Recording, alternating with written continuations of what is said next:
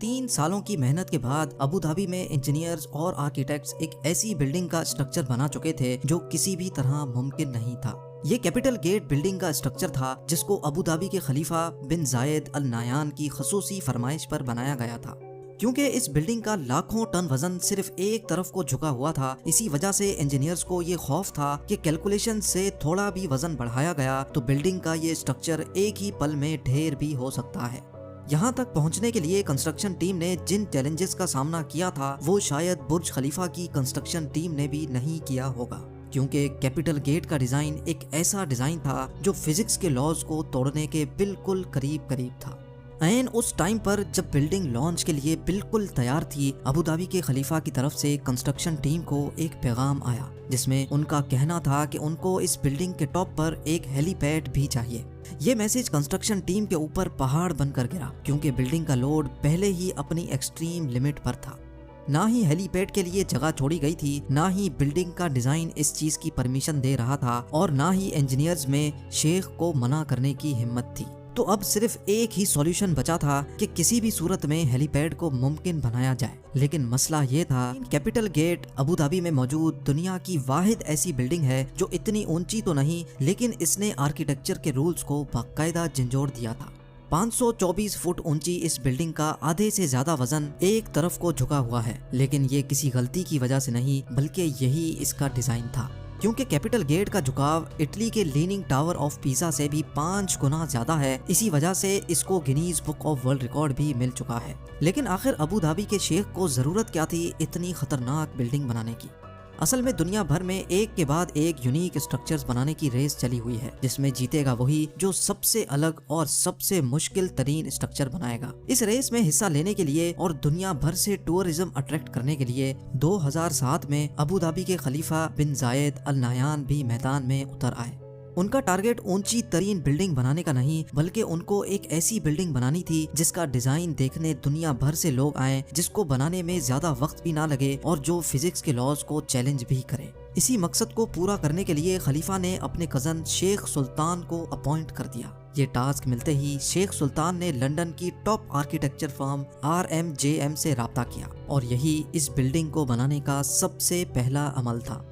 कैसे इंजीनियर्स और वर्कर्स ने इस खतरनाक चैलेंज को अंजाम तक पहुंचाया, कैसे इस बिल्डिंग को ठीक 18 डिग्रीज पे टिल्ट किया गया और कैसे लाखों टन वजनी इस झुकाव को गिरने से बचाया गया, ये सब आप जान सकेंगे आज की इस वीडियो में। Challenge number 1। London based architecture firm को जब ये टास्क दिया गया तो यही इनका सबसे बड़ा चैलेंज था। उनको एक ऐसा डिजाइन बनाना था जो उनके ही बनाए गए आर्किटेक्चर रूल्स के खिलाफ हो। आर्किटेक्चर फर्म के कई डिजाइन्स पहले तो रिजेक्ट किए गए, लेकिन फिर इस डिजाइन को बनाने के लिए उन्होंने अबू धाबी के रेगिस्तान में मौजूद खूबसूरत रेत के टीलों और समंदरी लहरों से इंस्पायरेशन ली और अब बारी थी कुदरत के इस खूबसूरत जोड़ को शक्ल देने की। कॉन्सेप्ट आर्किटेक्ट नील वेंडरवीन ने दिन रात एक करके ऐसा डिजाइन पेश किया जिसको समंदरी लहर की शेप दी गई और जिसका बॉटम रेत के टीलों जैसा था। और तो और हर एंगल से देखने पर बिल्डिंग का व्यू बिल्कुल चेंज हो जाता है। Challenge number 2।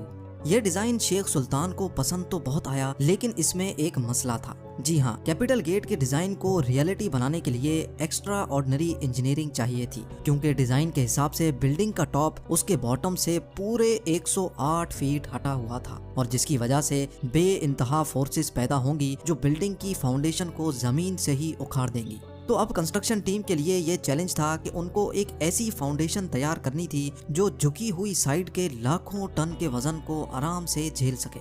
इस चैलेंज को अंजाम तक पहुंचाने के लिए प्रोजेक्ट आर्किटेक्ट टोनी आर्किबोल्ट ने फाउंडेशन बनाने का काम स्टार्ट कर दिया। कैपिटल गेट की फाउंडेशन में 400 कंक्रीट पाइल्स इस्तेमाल करने का फैसला किया गया, यानी इस बिल्डिंग का सारा लोड लोहे के मोटे मोटे पाइप्स और उनके अंदर भरे कंक्रीट पे डाला जाने वाला था। लेकिन ये कोई आम फाउंडेशन नहीं थी। जिस साइड पर बिल्डिंग झुकेगी उसके नीचे फाउंडेशन पर 200 पाइल्स लगाए गए, जबकि दूसरी साइड वाले पाइल्स की लेंथ ज्यादा रखी गई, जिनको जमीन के अंदर ही मौजूद बड़े बड़े पत्थरों में ड्रिल करके अंदर घुसाया गया। इंजीनियर्स का ख्याल था कि इस तरीके से फाउंडेशन का लोड पूरी तरह से डिस्ट्रीब्यूट हो जाएगा। ये तो था फाउंडेशन बनाने का सिर्फ प्लान।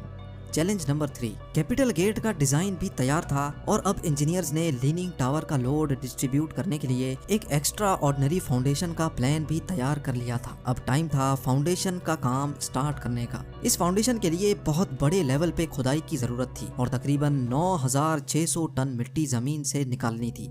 यानी सिर्फ फाउंडेशन डालने के लिए जमीन से निकलने वाली मिट्टी का वजन ही 1600 हाथियों के वजन के बराबर होना था। इस काम को अंजाम देने के लिए 8 महीनों का वक्त रिक्वायर्ड था, लेकिन अचानक एक और मसला आ खड़ा हुआ। जी हाँ, इस मौके पर शेख सुल्तान ने इस बिल्डिंग की डेडलाइन जारी कर दी थी, क्योंकि ठीक 2 सालों के बाद अबू धाबी में फ्यूचर एनर्जी समिट होना था। इसी वजह से खलीफा चाहते थे कि इस एनर्जी समिट से पहले ही बिल्डिंग कंप्लीट हो जाए।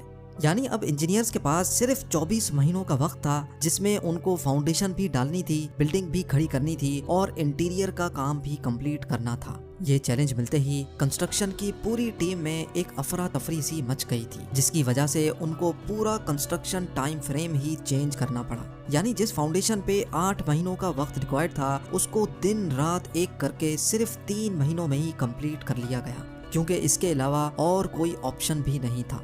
चैलेंज नंबर 4, जैसे ही फाउंडेशन पूरी तरह से सूख गई, कंस्ट्रक्शन टीम एक बार फिर से मैदान में उतर आई। अब इनका चैलेंज था टावर की कंस्ट्रक्शन स्टार्ट करने का, लेकिन यहाँ उनको एक और चैलेंज का सामना करना पड़ा। नॉर्मल स्काई स्क्रैपर्स एक सॉलिड कोर के गिर्द बने होते हैं जो बिल्कुल सीधा ऊपर तक जाता है, लेकिन कैपिटल गेट के केस में अगर ऐसा ही कोर बनाया गया तो झुकाव की वजह से कोर एक तरफ को मुड़ भी सकता है, जिसके इंतहाई खौफनाक नतायज भी हो सकते हैं। इस मसले से निपटने के लिए इंजीनियर्स को रिवायती सोच से हटकर काम करना था, जिसके लिए ये प्लान किया गया कि कैपिटल गेट का कोर सीधा नहीं बल्कि कर्व्ड बनाया जाएगा और कोर मुकम्मल होने के बाद बिल्डिंग का बकाया हिस्सा इसके इर्द गिर्द फिट किया जाएगा। लिहाजा अब कर्व्ड कोर का काम जल्द अज जल्द स्टार्ट करना था, ताकि डेडलाइन से पहले ही काम खत्म हो सके। चैलेंज नंबर 5, इस खास किस्म के कोर को बनाने के लिए हैरत अंगेज तौर पे 2 करोड़ 15 लाख केजी का स्टील और 3 करोड़ 60 लाख केजी का सीमेंट कंक्रीट इस्तेमाल होना था।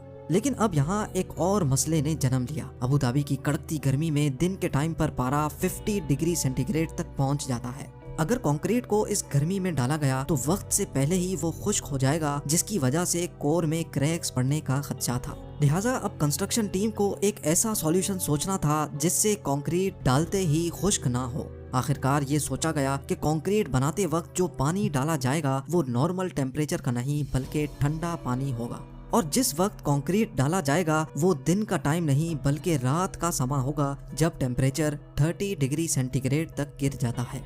ये काम अंजाम देने के लिए आइस फैक्ट्री से बर्फ मंगाई जाती, जिसको पिघलाकर ठंडे पानी के तौर पे सीमेंट और पत्थरों के साथ मिलाकर कंक्रीट मिक्सचर बनाया जाता था। तकरीबन 150 रातें यानी 5 महीने लगाकर कैपिटल गेट का कर्व्ड कोर कंप्लीट कर लिया गया। चैलेंज नंबर 6, अबू धाबी के सेंटर में वर्ल्ड क्लास स्ट्रक्चर बनाया जा रहा था, जिसका आधे से ज्यादा काम पूरा हो चुका था, लेकिन असल चैलेंज अभी बाकी था। जी हाँ, कंस्ट्रक्शन टीम ने कोर को तो थोड़ा कर्व शेप दे दिया था, मगर अब बारी थी बिल्डिंग के असली झुकाव की, जिसके लिए डायग्रेड टेक्नोलॉजी का इस्तेमाल होना था, जिसमें लोहे से बना फ्रेम छोटे छोटे हिस्सों में कोर के गिर्द लगाकर बिल्डिंग को झुकाया जाना था। टोटल 720 लोहे के बड़े बड़े फ्रेम्स बनना थे, लेकिन बिल्डिंग की शेप की वजह से हर फ्रेम को अलग से डिजाइन करना था। यानी टोटल 720 लोहे के फ्रेम्स, हर एक फ्रेम का वजन 16,000 केजी और हर एक फ्रेम की शेप एक दूसरे से अलग होगी।